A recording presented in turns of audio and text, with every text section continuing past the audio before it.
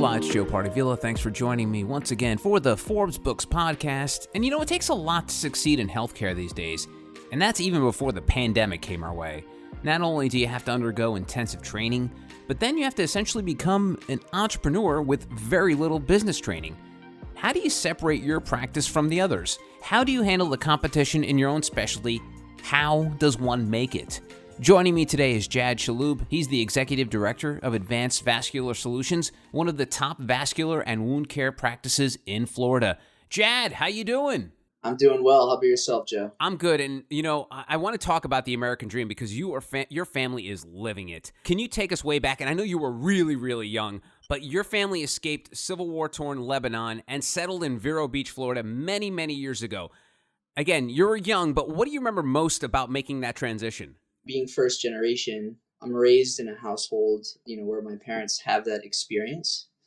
They came when they were 18, 19 years old, and they had gone to college. And, my dad, being a physician, went to professional schooling. My mom got more education afterwards as well. Kind of going back and forth between here and revisiting Lebanon to see family.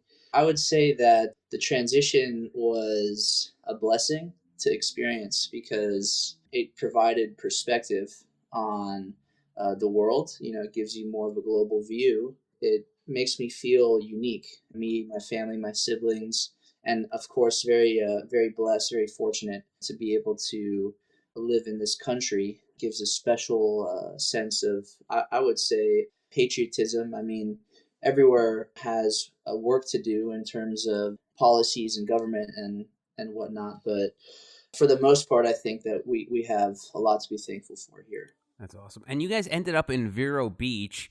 And I heard this, and correct me if I'm wrong, don't you guys have like the oldest house in Vero Beach or something like that? It's like a historic home? Right, yeah. So Henry Gifford's house, as well as the first post office in Vero Beach. Yeah, my mom had a vision. She has a strong sense of community. Coming from a Middle Eastern culture over in Lebanon, she really believes in family, community. She wanted to have an impact on the community here, which is her new home where she's planted her roots. So these two homes were decrepit, deemed unlivable by the municipality, and she really had an uphill battle. She was going to city hall meetings, and she doesn't have professional training or experience in public action, but she got it done Awesome. just with persistence, and so now they're beautiful and people drive by. It's kind of on a main road, people coming back from out west over here, and so everyone's seen it and has good things to say. That's awesome. Well, congrats on that. So let's talk about Advanced Vascular Solutions. Before we get into what you and your team do over there, can you just give folks like a 30,000-foot overview about the sort of the definition or the explanation for vascular and vascular surgery? Yeah, so vascular surgery is arteries, veins, and lymph. Vascular surgery has to do with just improving the blood flow within the body, and that can lead to a lot of other different treatments that are necessary. For example, in the lower limbs, people will form wounds due to these blood flow issues that they have in their legs. It can also be blood flow issues in the abdominal area, also the carotid arteries. So really anywhere. Vascular surgeons will say you open arteries and you close veins. So that's just by nature of the system, how it ends up working out, because arteries will build up plaque, and so they become occluded, and then the veins become dilated, so they actually expand. And it leads to pooling blood in wherever the veins are expanding, and so you have to end up closing them, which causes the blood to go through non-dilated veins. Huh. And so as Executive Director of Advanced Vascular Solutions, Jad, I feel like you've gotten a medical degree by osmosis, because it doesn't sound like you're just reading this out of Wikipedia. It sounds like you really know what you're talking about. Yeah, I always like to emphasize that I'm not clinical. There's some people who come to me for advice, like, hey, like I have this bump on my side or something like that, and I'll let them know. I say, hey, you should probably go get that checked out. Like, I can't really tell you much more than that, man. But definitely, it's necessary. I feel obligated to learn as much as possible about the clinical side of things, because it's I mean, very interconnected and necessary to have working knowledge of it. Yeah, no doubt. And talk to me about your role as executive director of the firm there. What does that entail? Because it sounds like like you said, you're not you're not actually you're telling people, hey, listen, go have a doctor check that out. So talk about your role there. Yeah, being executive director involves wearing a lot of different hats. I would say a lot of it is administrative. It can get involved clinically, but not specifically. Like, I'm not telling the doctor what to do, or how to treat the patient, getting into that realm, though I am very interested in those things, and I'll speak with them about that. But operations is a big thing. I'm also an industrial engineer by trade. My background is that. So I focus a lot on process improvement and efficiency operationally, and that can involve running time studies on the way that we're rooming patients and how long patients are waiting in the waiting room, in order to look at things from a bird's eye view and come up with new systems, new scheduling systems, new room placement strategies, in order to reduce the wait time of the patient and to maximize the utilization of the medical assistants and the PAs and the physician, so that there's no idle time. I didn't start as the executive director. Granted, we've only been open a year and now 5 months. Mm-hmm. Originally, we were just one office, and so I was just the practice manager. And so that was really when, because I came from a non-clinical background, I got put into this management position. I had always, we started the company, me and my parents were all part owners, equal part owners, one third, one third, one third. When we first started, I did have some experience, working in leadership roles, going through college. And also, when I graduated, I was working as an independent consultant with actually a law firm. However, in doing so, I was learning, because I was working directly with the lawyer who was the owner of the law firm, and I was working with him on his managerial approaches, his processes, systems engineering, process improvement. And so, when I came on, it was kind of applying the transferable skills that was learned from my previous experience, but also learning the ropes here. And it was very difficult starting a small medical group, just this one practice. It was the middle of COVID. Mm. And there was I was kind of digging into historical data and documentation in order to be able to establish the current practice, reclaiming phone numbers, getting information on the history of my dad's practice in terms of insurances and, his previous employers. And there was working with them, which they were a separate company. So it's not like it was necessarily their biggest priority for us to get all of this information in line. So it's kind of evolved from practice manager into executive director, and it always from the beginning entailed being a smaller company, wearing a lot of different hats. So operations, like I said, but also marketing, right? Just making sure we got the name out there. Finance, even accounting to an extent, working on the accounts payable, accounts receivables. As you know, being a medical group, you deal with sending claims and receiving payments, so dealing with the insurance companies, contracting, credentialing. There really is a whole world of healthcare administration specifically that, yes, gets involved clinically, but even in and of itself, I would say it's necessary to have someone who is well versed, well trained, and innovative in the realm of healthcare administration.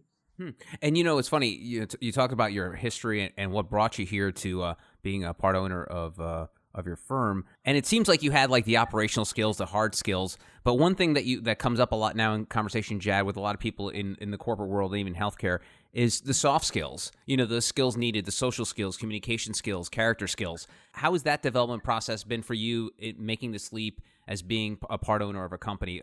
Were you ready to go, or were your soft skills something that you need to refine as things went along? I would say that the leadership and soft skills was probably more available to my disposal than the real healthcare administration knowledge and understanding. It was that which grew. What you're talking about has to do with interpersonal Yeah. skill and just knowing when someone's having a bad day, knowing how to communicate your vision, your goals with others, and having them respond well to that. And there's just a whole world that's really valuable in terms of understanding the human component of things. And for me, coming into this company, I found that I was in a position where I kind of had to earn respect because Mhm. I came from the non-clinical background. Everyone that we brought on board had been working in this practice before we even started.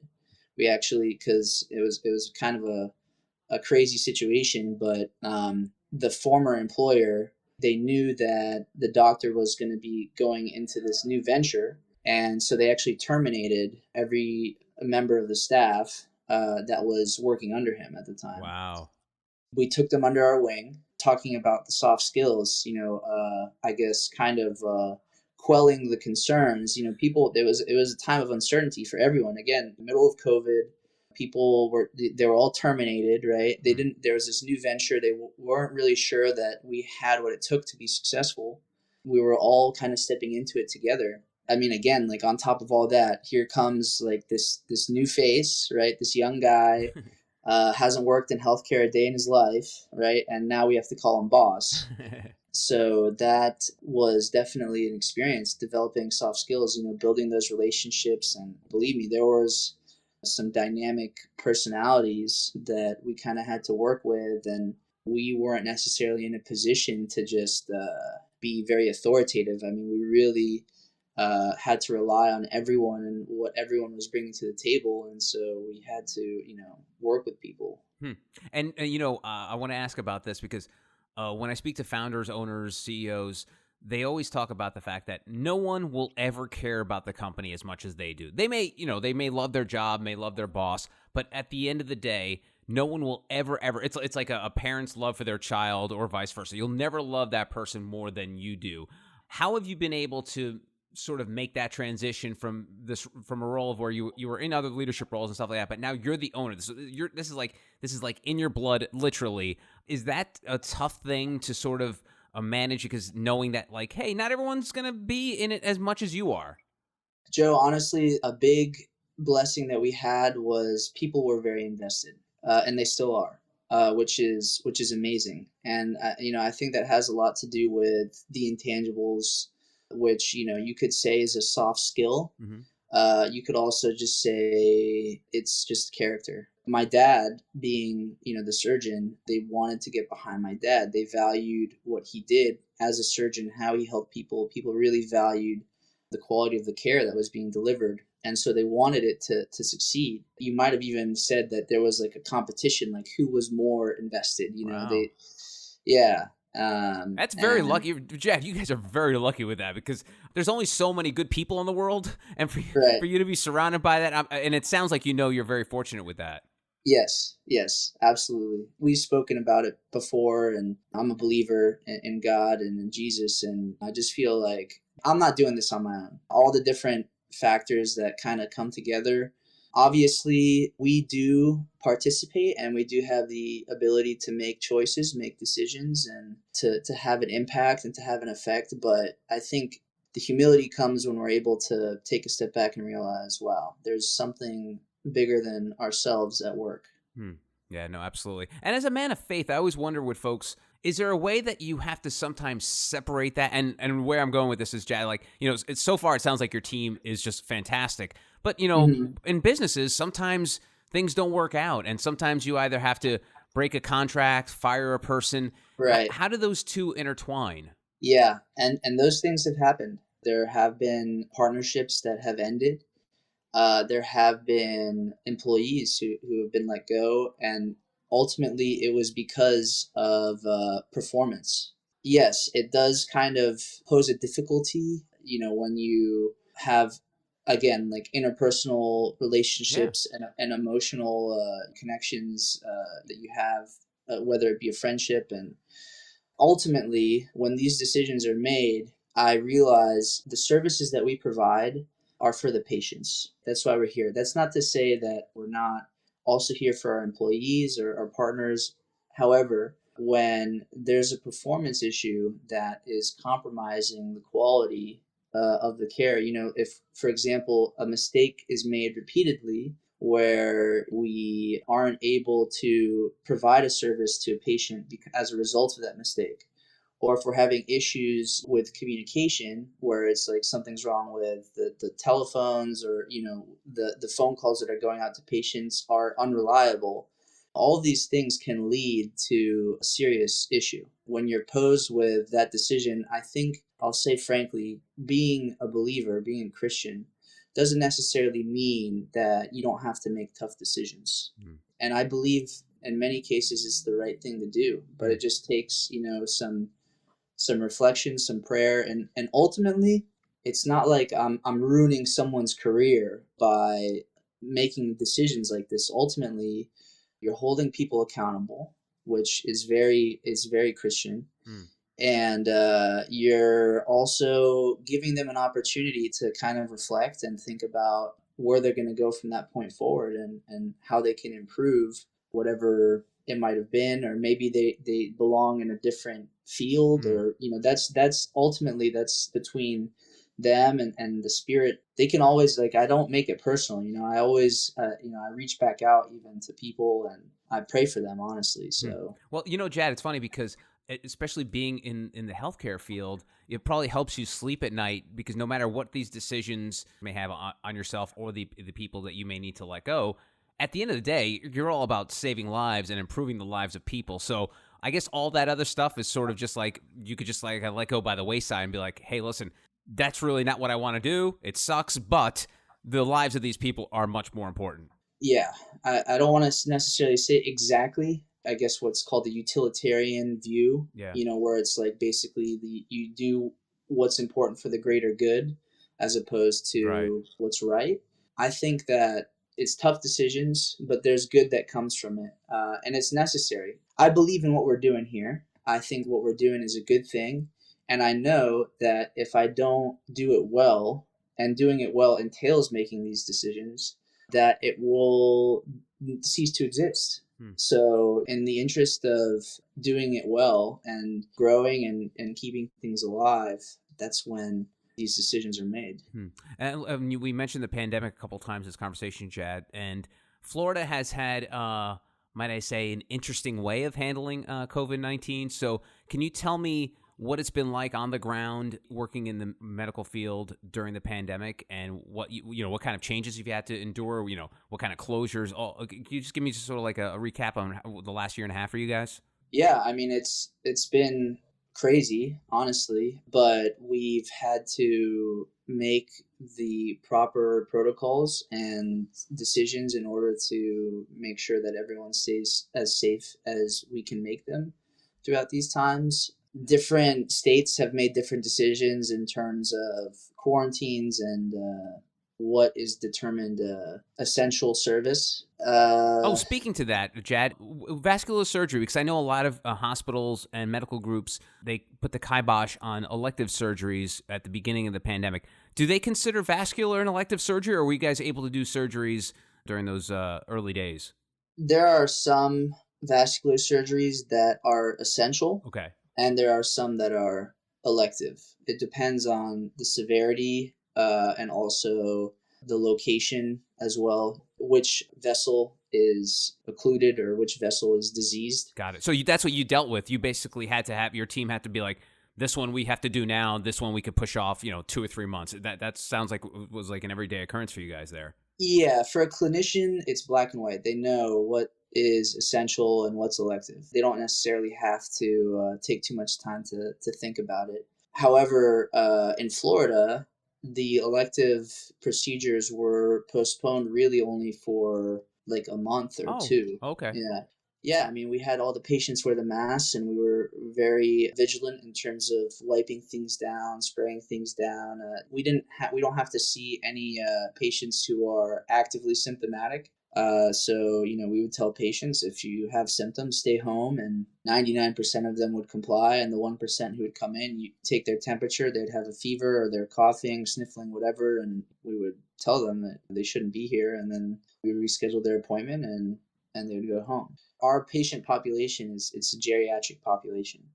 They are more mindful. I guess maybe that's a generalization. I don't have a statistic to support that specifically, but I'd imagine that they'd be more mindful, knowing that they're older and more susceptible to an adverse outcome, getting COVID. And lastly, Jad, Advanced Vascular Solutions, I'm sure there's a lot of competition for vascular surgery, especially in the great state of Florida. What separates your team from the rest? So what separates us from the rest, there's quite a few things. I think first and foremost is the experience of our providers. My dad, who's a vascular surgeon, has been serving this area for over 20 years. And the physician assistant who works with him in Surgery Assist also has been working with him for over 7 years and has more than 20 years of experience herself. Also, we are a company that believes in continuous improvement, patient experience, and really taking things into the future. We are doing things innovatively in terms of trying to reduce our wait times or improve our experience and really make sure that our patients not only receive quality care, but also their whole experience from the moment they walk in the door to, when they get their follow-up scheduled, if they're getting reached back out to, the entire thing is quality. So that's also a differentiator there. And lastly, we're kind of changing things in terms of the clinical approach as well. We're moving into new areas of practice, like the new diabetic clinic that we've opened up, where we're going to be testing and treating diabetic and pre-diabetic patients in order to address some of these issues that devolve into what we see become serious vascular issues later in life. If we can identify it earlier, then managing it is potentially easier. And so that's kind of a new thing that we're doing, a new approach that we're integrating into our vascular surgery care. And also on the surgical side, we're moving cath lab procedures in office, which is going to make things a lot better for the patient, not only because it will be cheaper to them in terms of their copay coming to the office setting versus going to the hospital, but again, it has a lot to do with their experience, because when you go to a hospital, the experience might not be as familiar as a patient who's coming to our office. They've already been to our office and they're coming to the same place. And so these are some of the things that we're doing that are kind of stepping into the future of vascular care. That's awesome. His name is Jad Shalhoub. He's the Executive Director of Advanced Vascular Solutions. Jad, thank you so much for the information. Thanks for taking the time, and I appreciate what you guys are doing, and I wish you the best of luck. Thank you, my friend. Much appreciated. You're very welcome, Jad, and that is it for this edition of the Forbes Books Podcast. If you enjoy the show, make sure you take a second to subscribe so you automatically get new shows when they drop. Also, if you have a minute, I would love if you left us a review so more amazing entrepreneurs like yourself can discover the show. And please, don't forget the golden rule and treat others as you want to be treated. Thanks for listening. Until next time, adios. This has been a production of Forbes Books Radio. Find out more at ForbesBooksRadio.com.